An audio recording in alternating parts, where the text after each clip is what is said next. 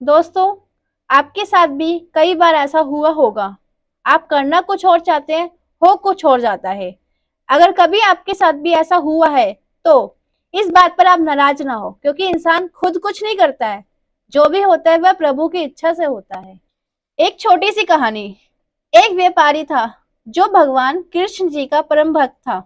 निरंतर उनके नाम का जाप किया करता था। सदैव उनको अपने दिल में बसाए रखता था। वो रोज स्वादिष्ट भोजन लेकर कृष्ण जी के मंदिर जाया करता था, अपने कान्हा जी को भोग लगाने। घर से निकलते समय तो वह ये सोचता था कि आज कान्हा जी को भोग लगाएगा, लेकिन व्यापारी पकवान लेकर मंदिर तक नहीं पहुंच पाता था, क्योंकि वह जब भी घर से निकलता, कभी कोई जानवर उसे छीन लेता, कभी वह भोजन गिर जाता था। व्यापारी बहुत दुखी होता और सोचता कि मेरे साथ क्या हो रहा है, मैं क्यों नहीं भोग लगवा पा रहा हूँ। एक दिन वह बहुत दुखी मन से मंदिर पहुंचता है और कान्हा जी से शिकायत करते हुए कहता है, हे मेरे कृष्ण, ऐसा क्यों होता है, मैं आपको भोग क्यों नहीं लगा पाता हूँ।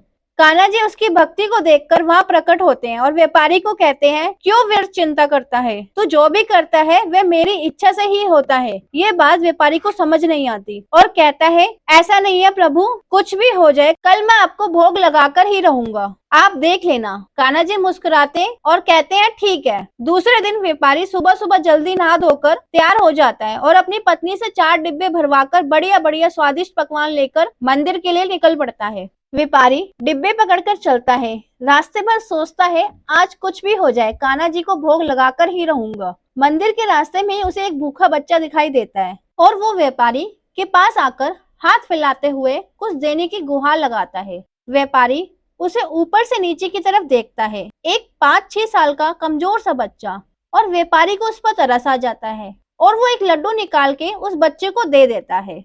जैसे ही वह उस बच्चे को लड्डू देता है, बहुत से बच्चों की भीड़ लग जाती है। उन्हें देखकर ऐसा लगता है न जाने कितने दिनों से उन बच्चों ने कुछ भी नहीं खाया पिया है।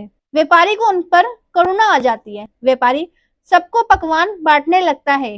देखते ही देखते सारा पकवान बांट देता है। फिर उसे याद आता है, आज तो मैंने कान्हा जी को भोग लगाने का वादा किया था।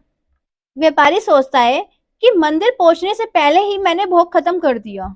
अधूरा सा मन लेकर वह मंदिर पहुंच जाता है और कान्हा की मूर्ति के सामने हाथ जोड़कर बैठ जाता है। कान्हा प्रकट होते हैं और व्यापारी को चिढ़ाते हुए कहते हैं, लाओ जल्दी, लाओ मेरा भोग, मुझे बहुत भूख लगी है, मुझे पकवान खिलाओ। व्यापारी सारा किस्सा कान्हा जी को बताता है। कान्हा जी मुस्कुराते हुए कहते हैं, मैंने तुमसे कहा था ना, दाने दाने पर लिखा है खाने वाले का नाम, जिसके नाम का था उसने खा लिया, तुम क्यों व्यर्थ चिंता करते हो। व्यापारी कहता है, प्रभु मैंने बड़े अहंकार से कहा था कि आज आपको स्वादिष्ट भोजन का भोग लगाऊंगा, पर मुझे उन बच्चों की करुणा देखी नहीं गई और मैं सब भूल गया। कान्हा जी फिर मुस्कुराते हुए कहते हैं, चलो आओ मेरे साथ, और व्यापारी को उन बच्चों के पास ले जाते हैं जहाँ व्यापारी ने उन्हें खाना खिलाया था, और व्यापारी से कहते हैं, जरा देखो कुछ नजर आ रहा है। इसके बाद व्यापारी ने कुछ ऐसा देखा जिसे देखकर उसकी आंखों से आंसुओं का सैलाब बहने लगता है। वह देखता है कि स्वयं बांके बिहारी जी उन बच्चों के बीच खाना खाते नजर आ रहे हैं। कान्हा जी कहते हैं, देख मैं वही बच्चा तो हूँ जिसकी तूने भूख मिटाई है। मैं तो हर जीव में हूँ, अलग अलग भेष में, अलग अलग कलाकारी में। अगर तुम्हें कभी जीवन में ऐसा लगे मैं ये काम इसके लिए कर रहा था पर वो दूसरों के लिए हो जाए, तो उसे मेरी ही इच्छा समझना, क्योंकि मैं तो हर जगह हूँ। जिसके नसीब का दाना